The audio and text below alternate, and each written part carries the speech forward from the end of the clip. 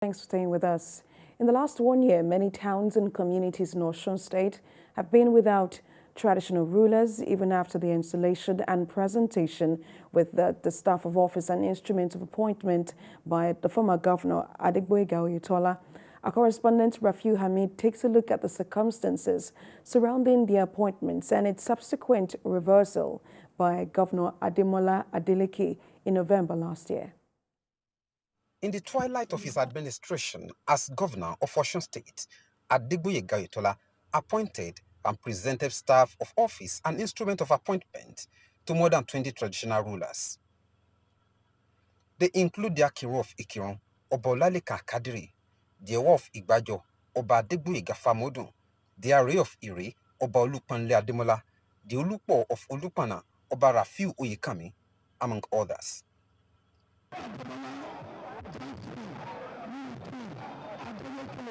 Ademola Adeleke was sworn in on the 27th of November 2022 as the governor of Osun State.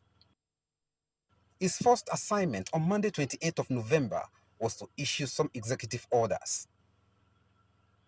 The executive order on chieftaincy affairs and appointment of traditional rulers affected 28 stools.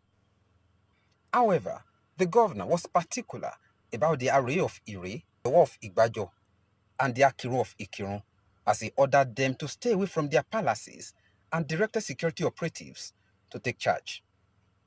He thereafter set up a review committee to look into the appointments of the affected traditional rulers, and the committee, led by Bumi Jenyo, submitted its report in March this year. Over 1,000 petitions, and we had interview with over 200 individuals, including the kingmakers. Ademola Adeleke promised to issue a white paper on the report. We just want to make sure that Osun State is different from other states. That under my leadership, we will make sure that we have rule of law. We will make sure that we have due process. 8 months after, the state government is yet to issue a white paper, and this is now a source of concern for many, particularly residents of the affected towns and communities. The Elemaga of Ikirun and one of the Ikirun kingmakers is surprised that politics is being played with traditional institutions. Selection of kingship in our town lie within the jurisdiction of the kingmakers. The kingmakers of Ikirun has spoken, and spoken loudly, that we were all behind Oba Olaleka Akadiri, being the only person who got 6 votes of the kingmakers out of the 7 who participated. The secretary of the 6 ruling houses in Ire says the negative effects of the action of government on the socio-economic development of the town cannot be underestimated. What we are expecting the governor to do right now is to come up with the right decision on reopening of the palace being closed down, because this has really affected the community. The Oluomo of Igbajo, Sunday Akiri, said due process was followed in the selection and appointment of Owa of Igbajo, Oba Adegboyega Famodun. There's a process by which you can choose an Oba in the town, and the kingmakers made their choice. The selected prince went through the necessary process before he was crowned as the current Owa of Igbajo. If anybody is displeased with the process, the courts of law are there to advocate on the process. That is why we are appealing that the government should do the needful today.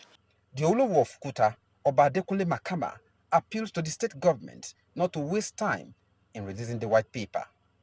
We visit the Ministry of Local Governments and Chieftaincy Matters, and the Commissioner, Dosu Babatunde, says the governor is being meticulous in studying the report, considering the number of stools involved.